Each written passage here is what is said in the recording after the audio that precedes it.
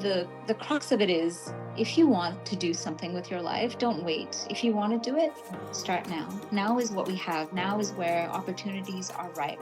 So start today. Hello and welcome to Revolutionary Woman. My name is Tess Silverman. Women around the world are constantly creating ways to make a difference in their communities, and today's guest is no exception. Marilyn Cornelius is a behavior change specialist, coach, facilitator, speaker, author, and teacher. She is the founder of Alchemus Prime, a multinational leadership and wellness company. She integrates behavioral sciences, design thinking, biomimicry, and meditation to support empowerment, change management, trauma healing, leadership development, and climate change resilience for diverse leaders. Marilyn is the author of 48 popular books on topics such as self-love, positivity, trauma, leadership, healthy eating, and meditation. Hi, Marilyn. Welcome to Revolutionary Woman. It's morning by you, correct? Yes. Hi, Tess. It's 8:53 a.m. here in Fiji. Oh, my goodness. What was it like growing up in Fiji? Yeah, I would love to go there one day, but I've never known anyone who lived there. So, yes, I was born here in Fiji. I'm Fijian American. It's a long story, which I'll tell you a little bit about. But Okay. I was born here in this beautiful tropical paradise. It's a small set of islands, well, 300 and something islands, but a small country. And I enjoyed life here. It's been, growing up here, going to school in the hot sun, playing sports outside, lots of different kinds of food and making friends. It was very multi-ethnic. And I left when I was 19, though, to pursue tertiary education in the U.S. So I ended up in California. I read that you left Fiji at the age of 19 to study design, and it sparked the environmentalist in you, specifically regarding behavior change, that you decided to become an entrepreneur. Can you walk me through how that happened? Yes, Tess. It's very. I talk about my history because it's like a meandering river. So I went abroad to study art, actually graphic design. And while I was assembling my final portfolio at the end of my 2-year degree, I saw that a lot of my work, actually all of my work, was about the environment. And I had this big epiphany that I really am a tree hugger. I'm an environmentalist at heart. And so I became specifically very passionate about my own behavior change to reduce pollution, to promote environmental conservation, and to reduce climate change. And so I did a bachelor's after that on environmental resource management. It was part of a business degree with a focus on environment. And then I went for my PhD in climate change and behavior change. And I became an entrepreneur during grad school. I started a Reiki company with some other Reiki masters. And then I started a consulting company after that. And then I started a third company. So and then during COVID, I decided to stay in Fiji to be with my parents. And that's when I started so I had finished up with the Reiki company. The women had disbanded by then. And I had closed up the second company as well. And then I had opened a third company called Alchemus Prime. And then I started a sister company in Fiji. And that's where I've been since 2020. I'm based here now in Fiji. Okay, so yes, like you mentioned, you are the founder of Alchemus Prime. What is Alchemus Prime, and what was the catalyst behind that?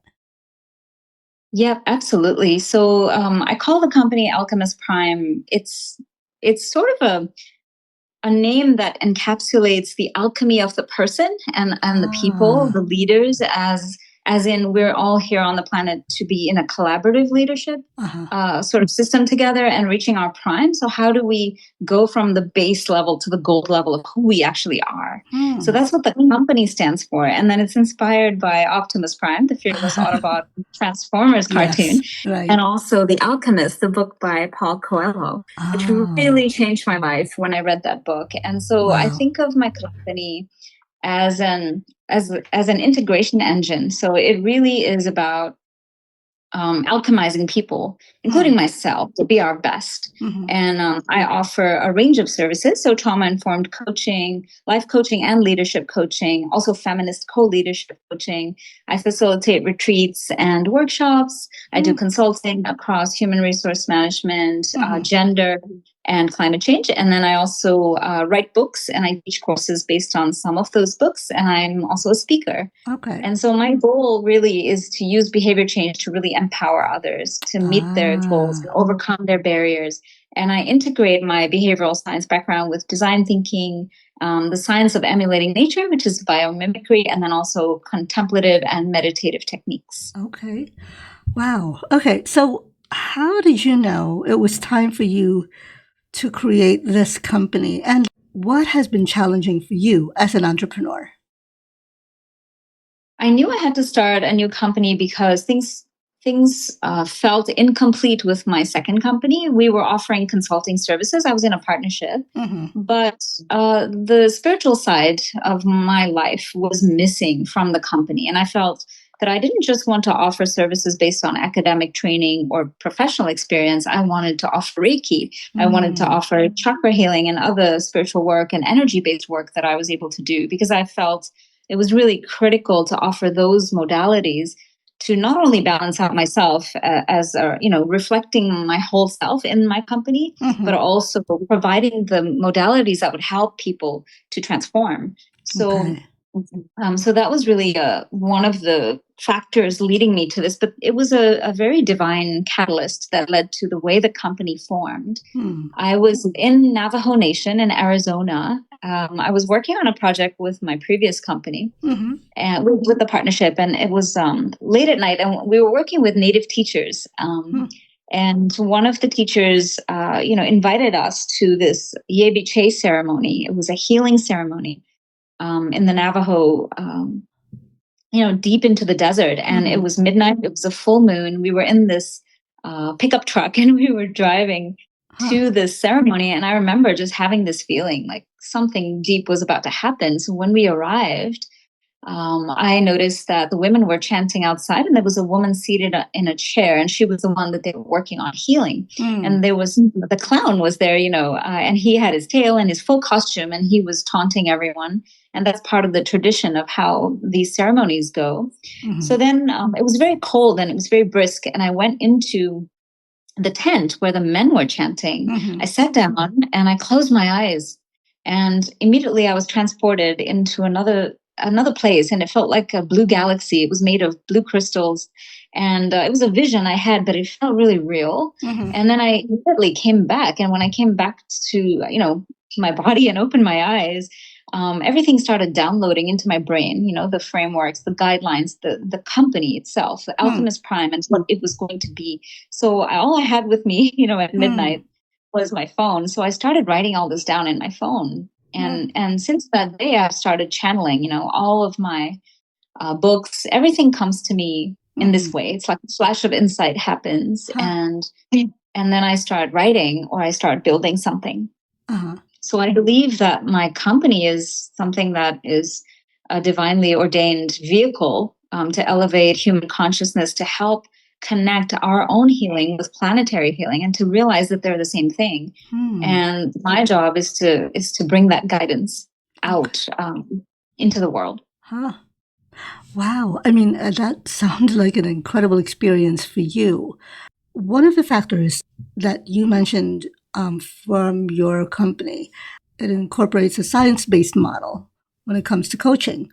Like you said, behavior change, creativity, mindful stress reduction, and dietary improvement, and learning from nature.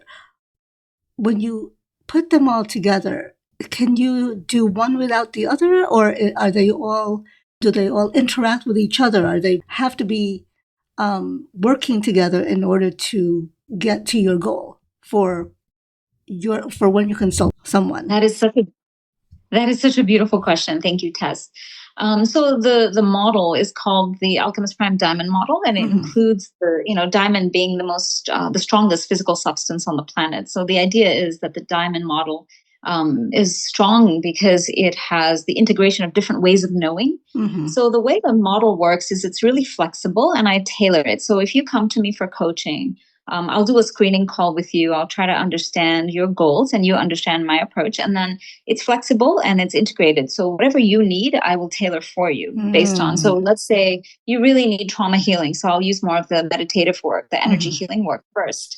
But then I'll introduce some behavior change goals, maybe some affirmations, some different tools to help you based on what I assess about what you need in the moment, and then we work together over time to get you to meet your goals in the ways you want to, using the right tools at the right time. So there's emotional, psychological, cognitive, behavioral, and energy tools.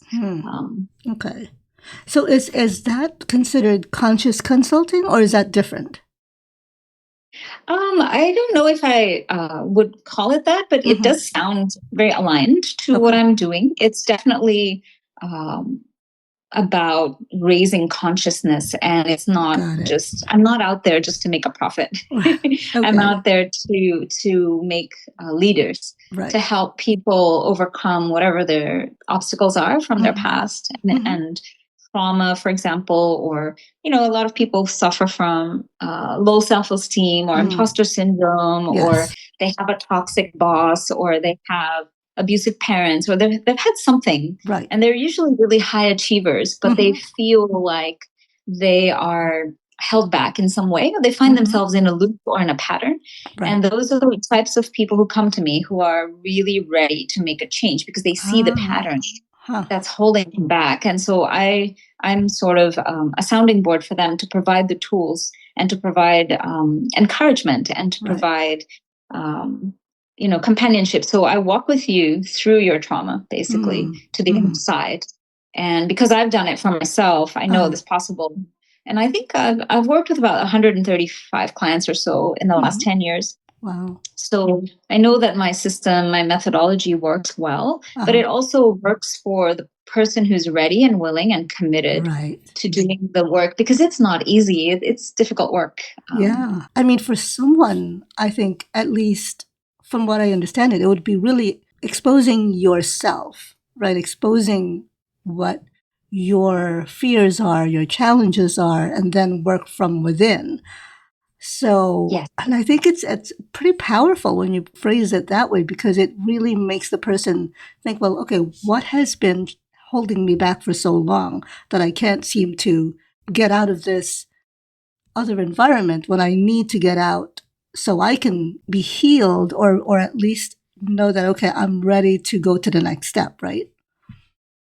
Absolutely. And two things, one is that you heal yourself, right? I'm not healing you, but I'm creating conditions to help empower you so you can heal yourself. Right. And it's a self-directed journey, and it is vulnerable because you are exposing yourself and laying bare all of your, all the difficulties. The second thing I want to stress is that how people know that it's time to do this kind of work is that you'll meet different people, but it's the same kind of relationship. So you might have different boyfriends or girlfriends or partners, but they all treat you the same way. Maybe they're all manipulators. You might have many different supervisors, but they all treat you the same way. Maybe they undermine you. And so maybe you go into many different amazing organizations and you keep getting promoted, but you still feel like you're an imposter. So something repeats in your life and you start to realize it. And that's usually when people come to me. Oh, okay. That's interesting, because as you were talking, I'm actually going back to when I started working. And gosh, I've been working since I was 16, 17, like to that, like getting into real corporate jobs. And then, and there was this one boss who really like took it upon himself to be really demeaning towards me. It really affected me. Oh, that over the years it took me doubt yourself? Yes, so much that I actually, like, from then on, I started thinking, well, maybe I'm not meant to, I'm not meant to really excel. Maybe I'm not meant to like get past this, until I realized, no. It's like he was just a person who had his own opinions, and he was just, I think, an unhappy person who decided, let me target someone who who he thought was small, who he thought was, like easy to manipulate. And it took me years. It took me years to finally realize, oh, it's not me. It's not me. I'm It's so glad that really, you, yeah. yeah. I'm But it glad took you a came to while. that realization. Yeah, it can be so damaging, right? I mean, Yes. so damaging. Yes. It took a while. It really took my husband, my then boyfriend husband, who actually told me, because I was unhappy, like on almost every job. And he says, babe, get out. Say, do what you really love to do, and we'll figure it out. And I still remember No. that. And had I not, I would probably still be in such a miserable workplace, and I would not have grown the way I have over the years, and really found, what I love doing, which was writing and then now podcasting, but I think it's such a gift when you can help someone realize that, what, yeah, there are all these factors and, I don't think you could grow unless you actually lay out those factors and then figure out, okay, why do you feel that way and how can I help you get over that, right? So I love that. So what has been challenging for you as an entrepreneur, and what has been rewarding? The challenge, I think, for me has been always looking to someone else for guidance or authority. And I think this was one of my patterns, not believing that I could become my own authority. Not in a hubristic or arrogant way, but just to rely on what I was bringing and rely on what I was channeling. So I think that was the biggest challenge for me. I looked to mentors and was often upset with their ethics because it didn't really match what I felt was right. So partners or business partners, mentors, people that I gave a lot of deference to.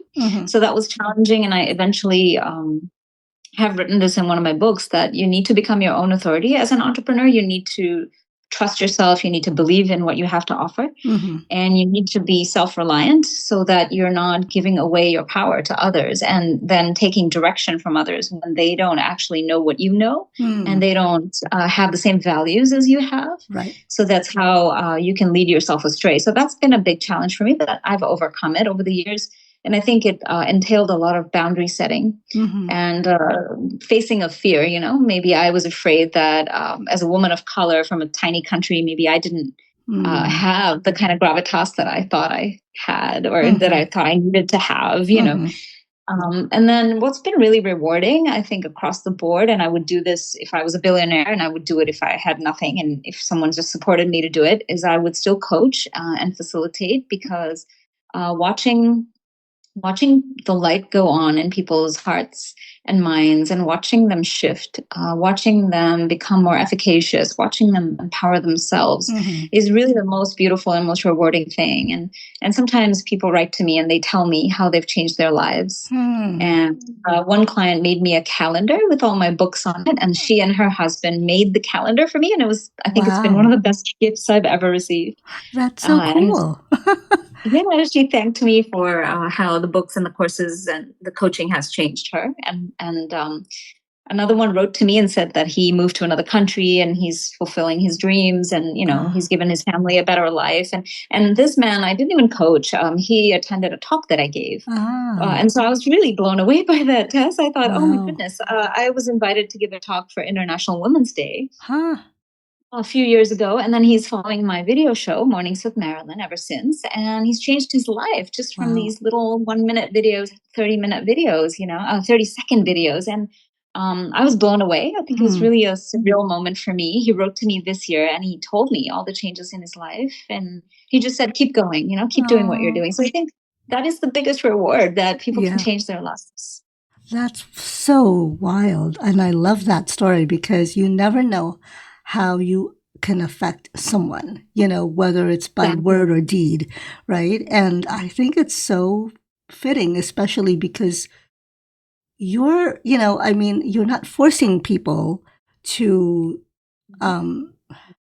do what you want. You're guiding them to find that place where they know they are empowered. but they don't know yet. They don't know it yet, right? Or they probably do, but they don't trust themselves, like you said, you know. Exactly. And I think that's really powerful because you realize that, you know, back, well, for me at least, had I not had, someone tell me it's okay, you can go, you can do this, and you can leave a toxic environment because you're not meant to be there anyway, right? Had I not trusted that, initially I didn't believe it. I was like, had I not trusted that, I wouldn't be where I am. And I'm sure, or at least I'm thinking that your clients feel the same way, right? Yes, and I think, to have one person's insecurity sabotage your whole career is absolutely, unnecessary and wrong. And so I'm glad you left. And most of my clients leave their jobs too because they're being abused at work. Most of them are able to have the confidence to negotiate better salaries, take better higher level positions. Some of them have started their own businesses. One of them has completely changed her career. Wow. Complete shift, and now she's actually doing what she's always dreamt about. That's great. I and love and hearing so that.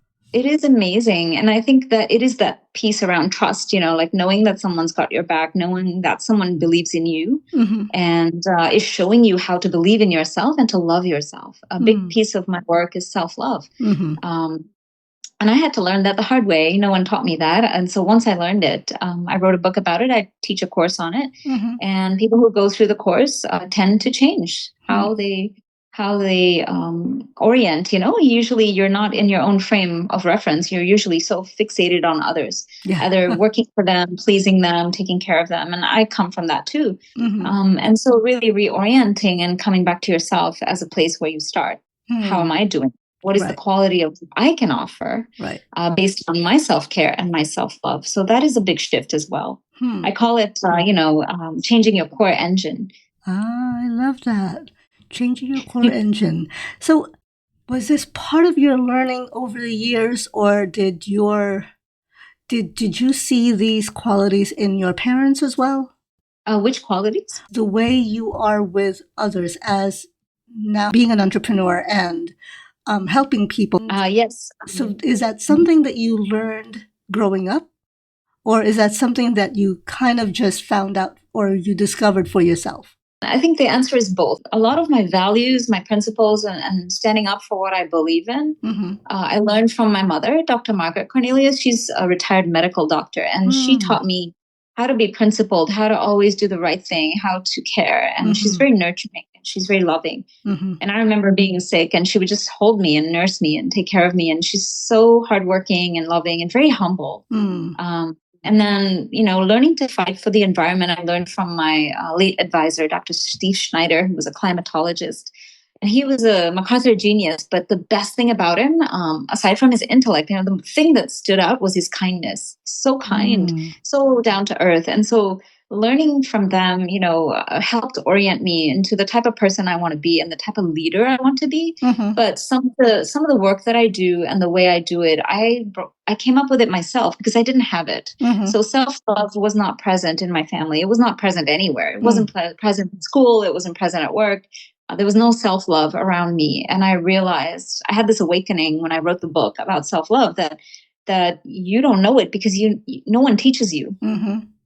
And so without it, it's very difficult to go into your trauma and to heal because you'll just get re-traumatized. But self-love provides the foundation for you to be aware that you are worthy and that you deserve respect. And then if using that foundation, you go into your trauma, then you know that you're going into it to heal and to understand and to release and to let go and to carry your lessons forward. So some of the work that I do and the way that I do it does come from my mentors and my mom. And some of it comes from the channeling. It comes directly from the source. Okay. So would you credit your mom and your mentor as why you are where you are now? Definitely. Mom has been there for me through everything because I grew up in an abusive household. I grew up, I was a victim of child abuse multiple times at the age of 2. Wow. Trigger warning if you're listening out there. But I was able to overcome a lot of it because she was there for me once I started to realize around 10 years ago, around the same time I started this company. A lot of my awakenings happened around my own trauma. And she's just been there for me the whole time. And she's an advisor. She's a wellness advisor to the company. She and I write together. We've written books together. She's written her autobiography, and I've coached her to do that. She's also a Reiki master. She's my editor. She edits all my books. I wrote a book yesterday on triggers, and she's proofing it right now. Wow. So yes, I mean, she is my rock. And then Steve died suddenly during my PhD process, which was very difficult for me. He was like an umbrella for me in academia. He understood me really well. He knew that I was a change agent.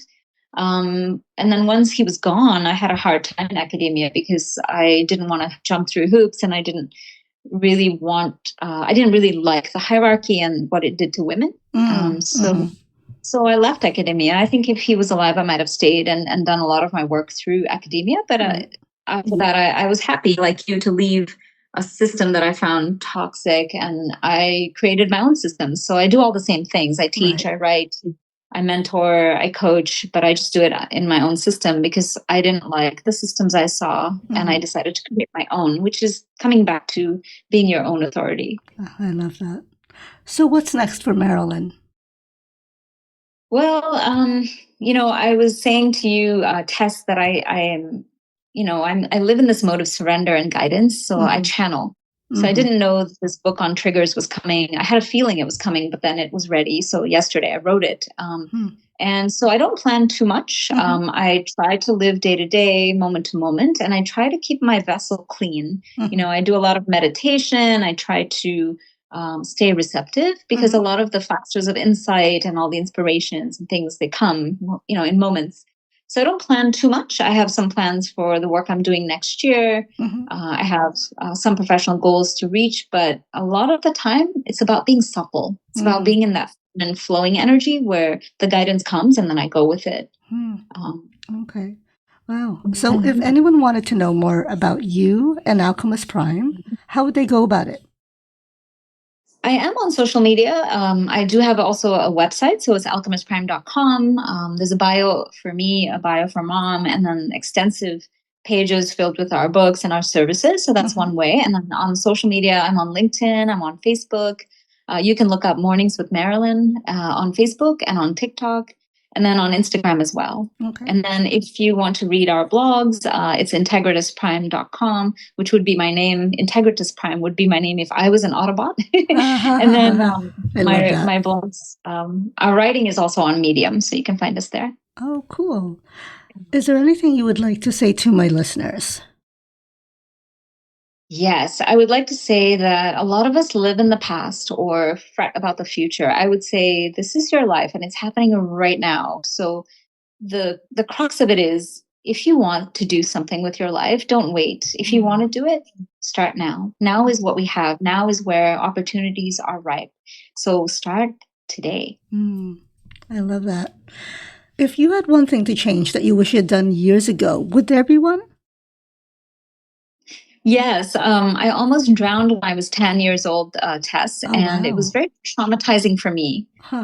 So I created a set of limiting beliefs around that, like, oh, maybe you drowned in a past life, or you're just not coordinated in the water, and blah, blah, blah. Many, many years later, I have some knee injuries from playing netball. So I was told I have to swim as my primary exercise. And so it took me about a month, but I faced the pool. I got into the pool, and 6 months later, I'm swimming laps. I swam my first kilometer in October. And I wish I had started sooner because I love it. It's the perfect exercise. There's no impact, there's resistance training, there's cardio, it's cooling, it's perfect. So I wish I'd done it sooner, but I'm so excited to do it now. And I just want to say, facing a fear is life-changing. Let's feel the fear and do it anyway. Let's face those fears. Wow. Thank you for that. That's funny because I'm going to tell you that I've never swum in my life. Like you, I was thrown in the pool a long time when I was a child. And I definitely had That was a traumatic experience for me, and I never wanted to learn. But of course, Oh. it's the world when the universe tells you, because I wound up falling. It's like I had an accident and I fell on both my knees, and it Uh-huh. affected my back. And because I have scoliosis on top of that. Uh-huh. So I had seen a doctor and they said, you really should like get some low impact or at least start with physical therapy, which I did. And I definitely did that for a while. And both my Mm. husband and my daughter is like, you really need to go and learn how to swim. And I'm like, nope, not for me, And I guess, Mm. I mean, I'll probably get there, but hearing you talk about it, it's like, oh, okay. I was like, all right, the universe is trying to tell me something. It's like, oh my gosh. But okay, I will let Tess, you know if I decide to do that. you're not the first one to say this because I've been so afraid and because I've had such a prolific experience starting to swim. Like I swim Mm-hmm. 5 days a week now, and after Wow. talking to you, I have a meeting and then I'm going to swim. Like Oh I'm my addicted to the gosh. pool. I But love that. I've been writing blogs about it, and the blogs might be of interest to you because I really just lay it out all out. I'm really bare about my fears and Mm-hmm. how things have been for me, and I Mm-hmm. also share some tips about what actually got me to feel more safe in the water. I use a front snorkel, for example, and it allows me to breathe because breathing is the thing that Mm. when you're drowning, you have water in your lungs, and Right. it's terrifying, as Yeah. you know. So yeah, I mean, Huh? it is a major life change for me this year. Wow. That's wonderful. I'm so glad that you were able to conquer that fear. That's awesome. My last question is, if you could go back in time, what advice would you Mhm. give your younger self? I would say you may not know yourself fully right now. Because I remember I didn't know myself very well when I was in my 20s, for example. So I would say you may not know yourself fully right now. So Mm-hmm. just be mindful of any big decisions or absolutes.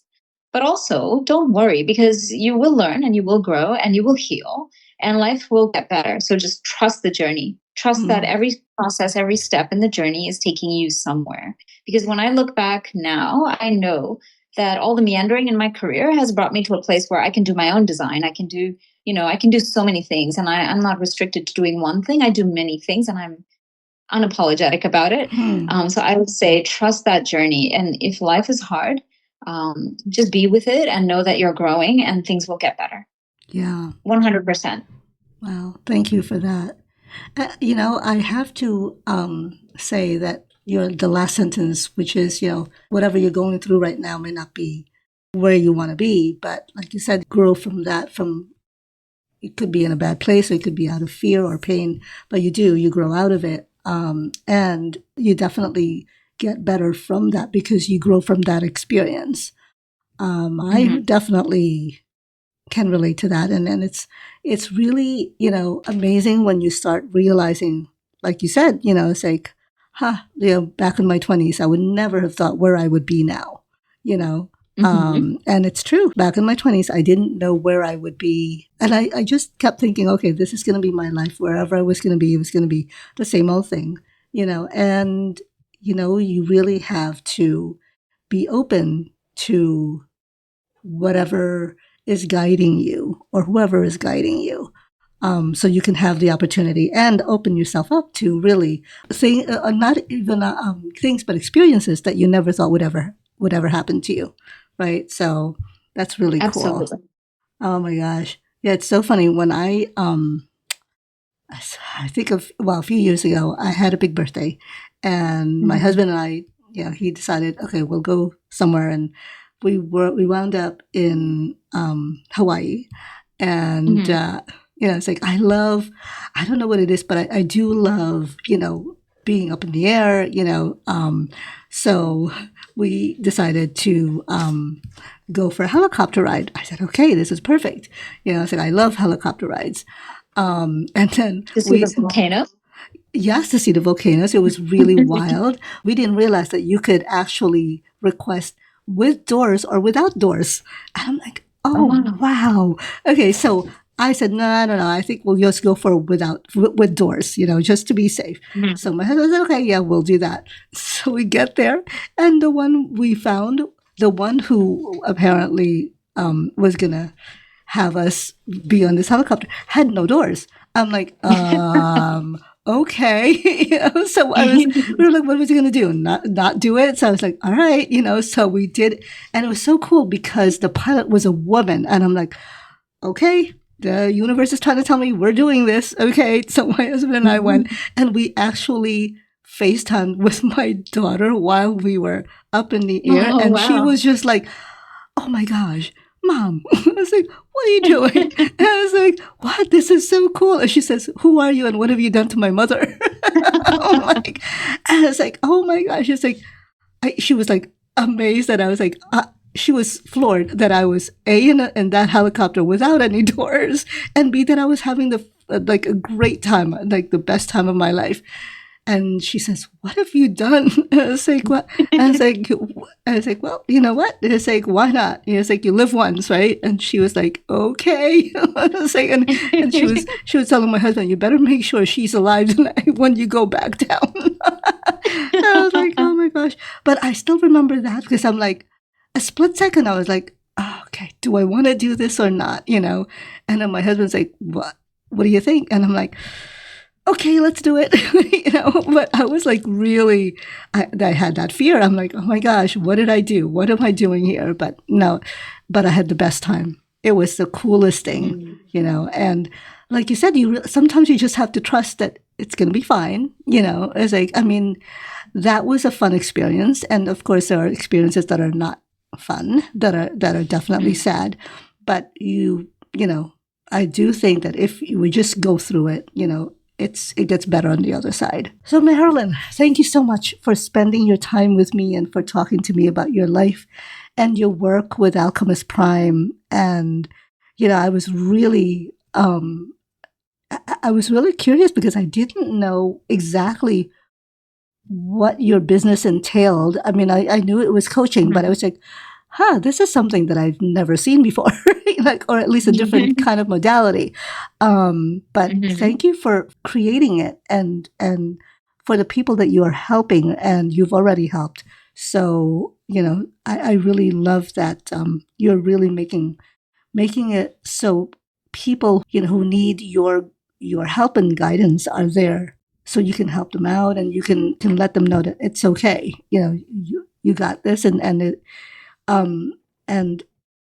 there is a better life out there, Absolutely. if you just believe it. So, but I think what qualifies me best to help them is that I am a survivor as well. And I can do it. Anyone can, because life was pretty much stacked against me for a long time because I was 2 when a lot of terrible things happened to me. But if I can overcome without the tools that I now offer, then I think anything is possible. And I think every experience makes us more aware of what we can be and we can do. So thanks so much for having me, Tess. Oh my gosh, you are so welcome. And thank you again for spending the time with me. I know you're busy this morning, but I would love to catch up again another time. And absolutely. And sure. Good luck with your book. And thank you so much. Please keep in touch. And I will look forward to catching up with you soon. All right. Have a great day. Okay. You too, Tess. Okay. Thanks. Bye-bye. Bye. That's our show for today. I've posted more information about Marilyn Cornelius on RevWoman.com. Thank you for listening, and I hope you'll tune in every other Thursday for another episode of Revolutionary Woman. You can listen to Revolutionary Woman on Apple, Spotify, YouTube, or wherever you get your podcast. Just a little note. I've launched a Patreon account to support the show. All proceeds will go to producing and editing the episodes to give my poor husband a break from being my personal IT and production department. He wrote this. The address is patreon.com/RevWoman.